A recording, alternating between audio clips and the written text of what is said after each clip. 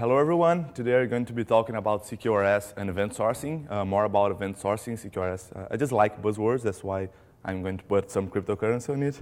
So as I said, my name is Bernardo. You can find me on GitHub. You can download this slide on Huva app. Also, I'm going to show some code snippets. Don't worry that much. I mean, there's a working example on GitHub. I mean, I'm just trying to give examples of how things work here. Okay, let's get started. Event sourcing, what it is. Just as a question, anyone here have ever, who knows what event sourcing is? Okay, you have a couple of hands, okay. Who here have ever used a event sourced system? Yeah, I hope I change your minds. I hope everyone have used an event sourced system.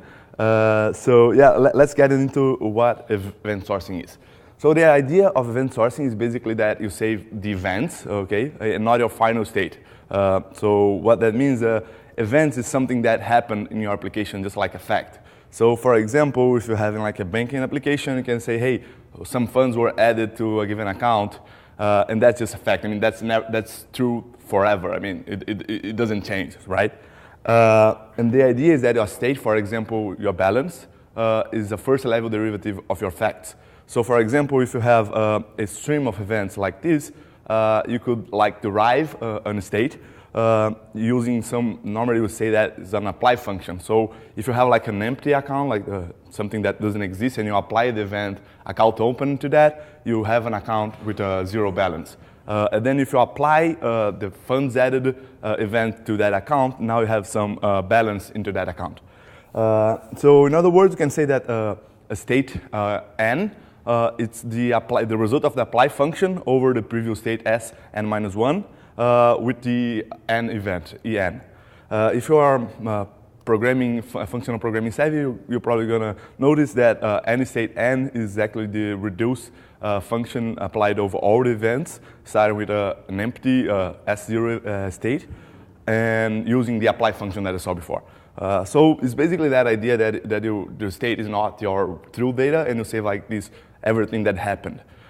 So what are some real-world examples? A system that I think every developer probably use it. If you're not using, you should be using Git, for example.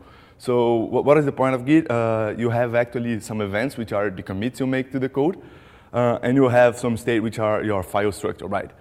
What is the difference between like, I'm just logging everything that happened on my system, and I have like a real event-sourced system?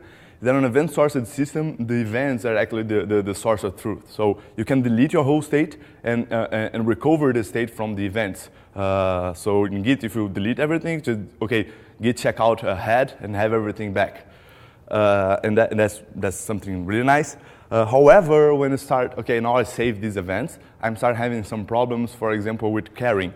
So how do I have like a lot of streams saying, hey, funds were added here, funds were added there. How, for example, I get, hey, give me an account that has a balance of more than $1 trillion. It would be nice.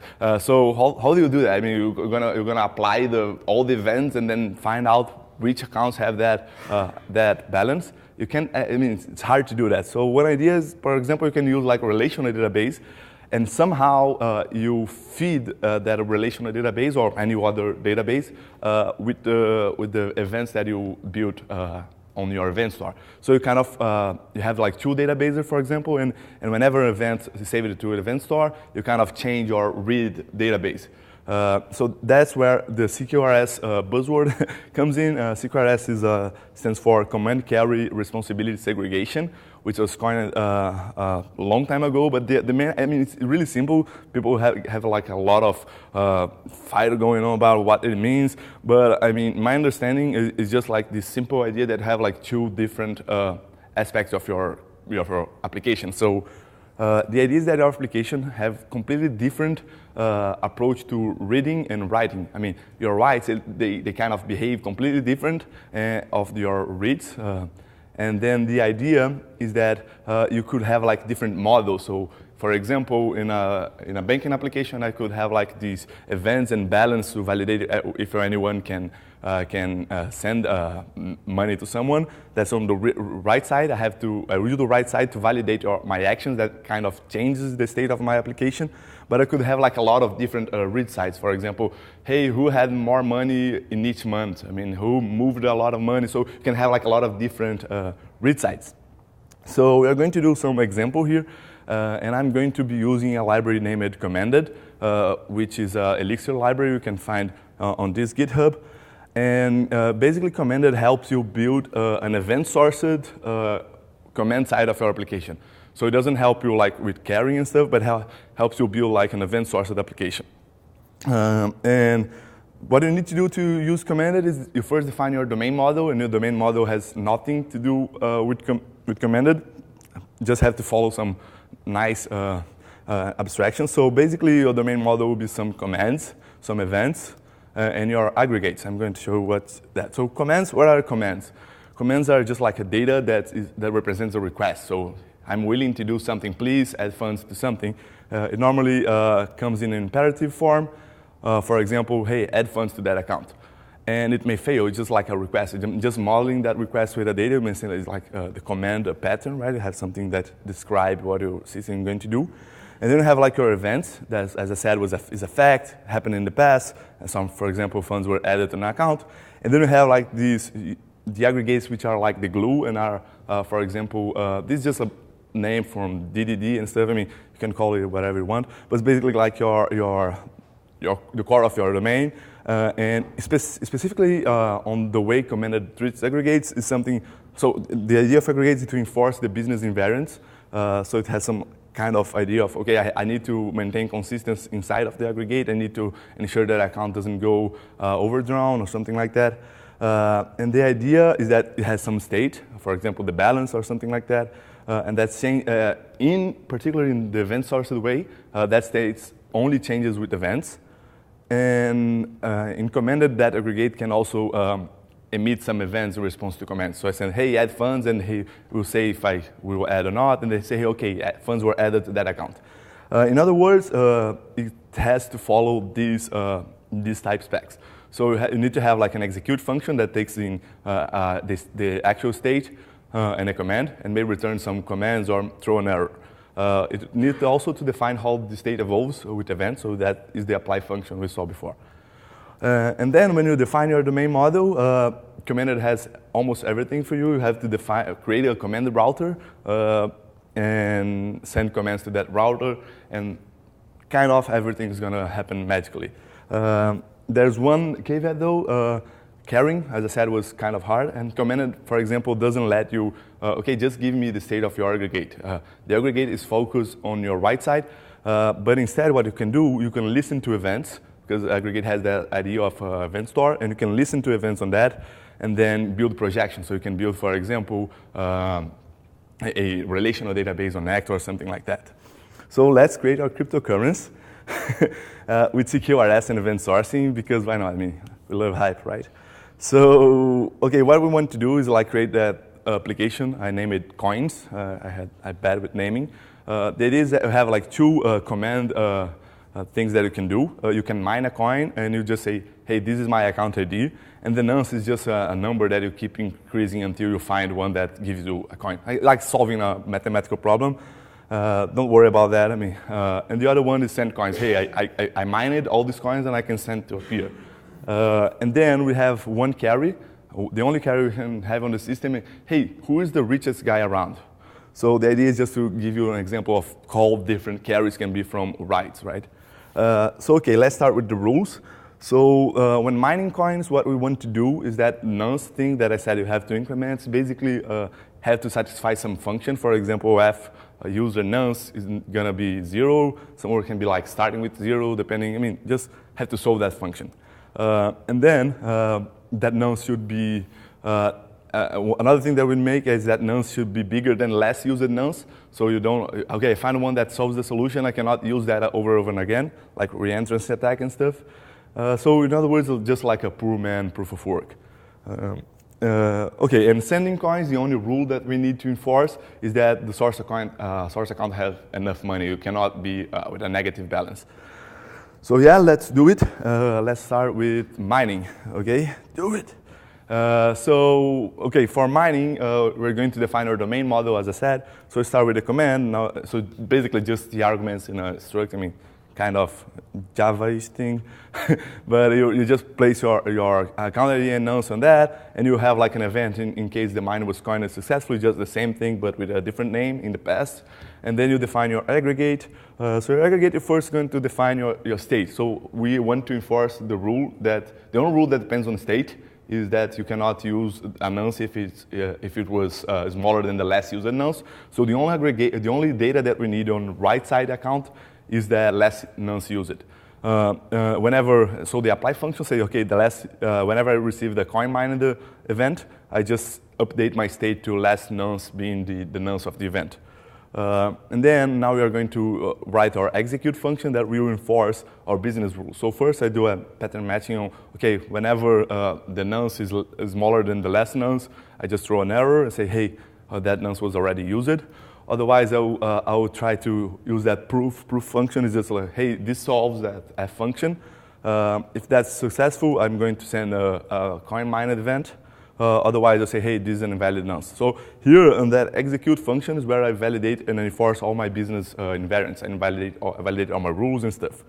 And then, I know you are probably wondering that proof of work is just like just do a hashy thing, just SHA-256. I mean, I kind of inspired by Bitcoin and stuff, just to keep up with the hype. And then you define your router. As I said, you just use that commanded commands router. This is like the central piece of your application.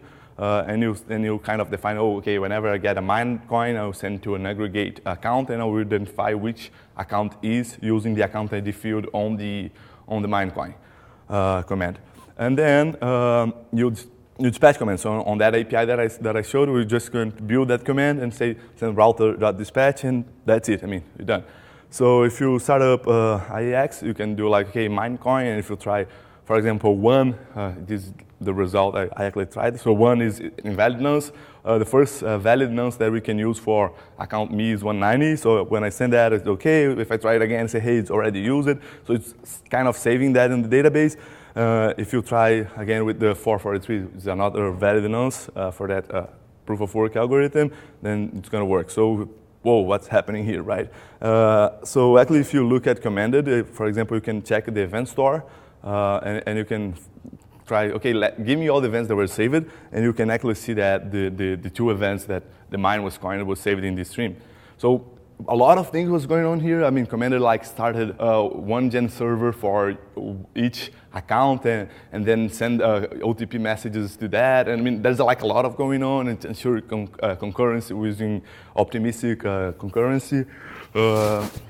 So I mean, a lot of things going on underneath that, and you don't need to worry about all. I mean, you're done. You're finished. I could finish my application right now. There's one thing, the carrying. As I said, we cannot carry for, okay, what's the last nonce, what's the balance or something like that.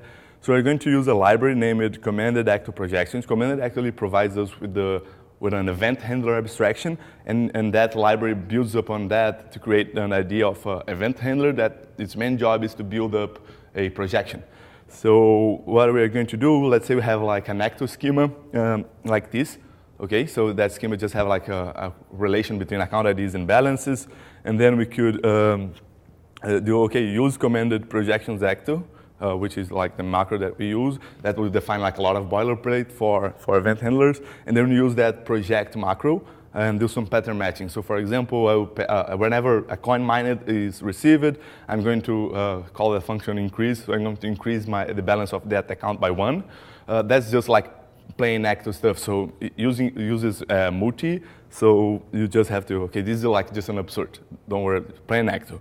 And then you have to define your API to carry that data. So it's just plain actor again. So I mean, commanded is not doing anything of your read side. It's just you're just using an event handler and putting it into actor, and then using actor to carry it. So this gets the richest person around.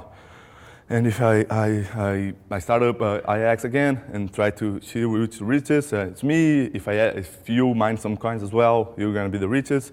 So I mean, not bad. We're kind of finished. But there's like one caveat that's kind of the hardest thing to do because how do you make transfers? I mean, how do you send coins to another account?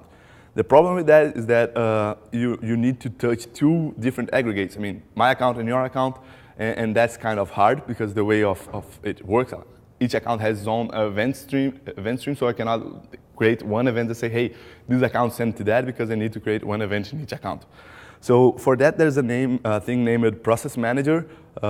It basically fills the gap between between aggregates. So instead of receiving commands and sending events, a Process Manager receives events and sends commands. The way it works is kind of like this. So for example, we send a command, send coins to an account, and then the account will emit the event coins were sent. And then the transfer process will start with that event, and will send a command to another account, hey, receive these coins, for example. And then it will be, the coins received event will be generated. So to do that, we add some commands. For example, the send coins, the transfer ID is just to identify which transfers we already finished, and receive coins as well. So, okay, the two commands and the events that say, hey, the coins were sent or received. And then we define our aggregate state. Right now, we need to also have another state that is the balance, because now we need to enforce that we don't have that we have enough money to send coins to someone. So we will define our apply function again. So our coin mined state will now have something more. We need to do that increase balance. Instead of just setting the less nonce, we increase by 1, and when sending, we decrease by the amount, and when receiving, we increase by the amount. And then we enforce our invariant. So I first pattern matching the same way I did before. If the amount is bigger than the balance that I have, hey, you don't have enough coins. Otherwise, I just copy everything to the event and say, hey, that happened, okay? And then we need to define our API as we did before. So now I construct this command. The transfer ID, I'm just generating a UUID. It can be some problems here, but let's not worry about that. And then I do a router.dispatch. And now the only part missing is the process manager that will receive that coin sent event that we sent, and need to create the receive coins command. So basically, we just use that command process manager stuff. In that case, we don't have state, but your process could have some state. If you have like multi-phase thing, do this and this and this and this, maybe you want to keep track of where you are. So, but here we don't have it. Just receive one command and one event and one command. So our state is empty, and our apply function doesn't do anything. And now we need to define that interested function. Let's say, hey, whenever I receive that coin sent where the transfer ID is TID, I need to start the process with ID TID. And I do the same thing for the coins received, and I stop that. I mean, I'm kind of defining the lifetime of a process in that module. And then I need to do the handle function that will occur inside each process manager, because that interested function will start a process. So this will run inside the process. Let's say, okay, whenever I receive a coin sent, I send a receive coins command. And that's pretty much it. I mean, you're done. You just have to do some more stuff. So you have to update your projector so you can react to coin sent and receive to update the balance on the carry side. You update your router to say, oh, sent and receive coins go to that aggregate and stuff. And you also have to add that process manager to a supervisor tree. I mean, there's some stuff that I hid, but it's pretty much it. Now, if I start IEX, I can start sending coins. So if you try to send me a lot of coins that you don't have, it's going to validate that, that's synchronous. Although the process manager runs asynchronously, that is synchronous. So if you try to do that, you say, hey, you don't have enough coins. If you try to send me all your coins, you mined 3 coins. Now I have 5 coins. Now I'm rich, great. And if you go back to the stream, you're going to see something like that. So if you get the stream for me, it's going to have, okay, I mined, and I received some coins from you. In that event, we have like the amount and stuff. And if I look at the stream for your aggregate, it's me, but it's you. You're going to have like these mined coins and the coins sent to me. So, I mean, the idea is to show you how easy commanded actually is. My point here is to invite you guys to try commanded and start building your event-sourced application. So yeah, that's what I had to show you. So thank you. Do you have any questions? We have time for questions. Good on time? Yeah, so good, don't worry. So anyone have any questions? Okay, I have one. By the way, please repeat the question. Yeah, okay, I'll try to hear you. So let's say you had this running on 4 EC2 instances and a load balancer, like an ALB. Okay. How do you cluster that shared state around the event? Okay, I mean, there are some things going on when you need that kind of thing. I mean, if you don't kind of worry too much, you can just like don't worry, and because there is some, depending on the event store. Sorry, I have to repeat the question. So he asked if you have like some nodes and a load balancer, how do you manage to keep the state consistent? I think that's the question, right? So I mean, Commanded doesn't get too much in your way with that. For example, the event store that I used, it's built upon Postgres and do some consistency check. So you're not going to get into an inconsistent state, but you may have like some problem like optimistic consistency going wrong and have like retry commands. But if you want to do that, so you can have like there's the thing named registry inside Commanded, and the registry can be like gproc, and you can use like a swarm and stuff like that. So you kind of know, okay, this aggregate, so each aggregate will run in a process in exactly one node. So you can do that. I mean, it's not that easy, but you can have that abstraction that you can use to have that. So now all the commands for one aggregate will go always to the same node. But now you have to handle, okay, if that node goes down, I have to hand off the processes and stuff. But you have some kind of experimenting going over there. And Commanded is pretty new, but you have something already. People are trying to do that. Any more questions? Oh, okay. Yeah, what's responsible for handling like retries, or on the other side of retries, what's responsible for managing item movements? Would it be okay.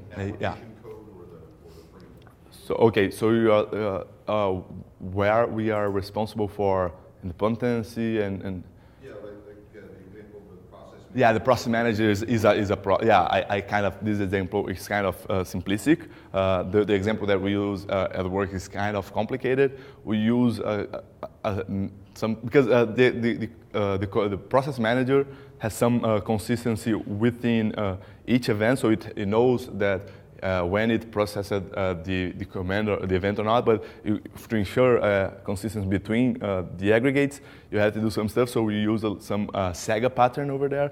So you have instead we have the interested, the execute and the apply, but you also have the error callback. So whenever you try to send a command and that command doesn't work, you can do some retry behavior. You can hold back everything. So it's kind of up to you. So that's where I mean, it's not as simple as just using like Acto, and so it's kind of harder.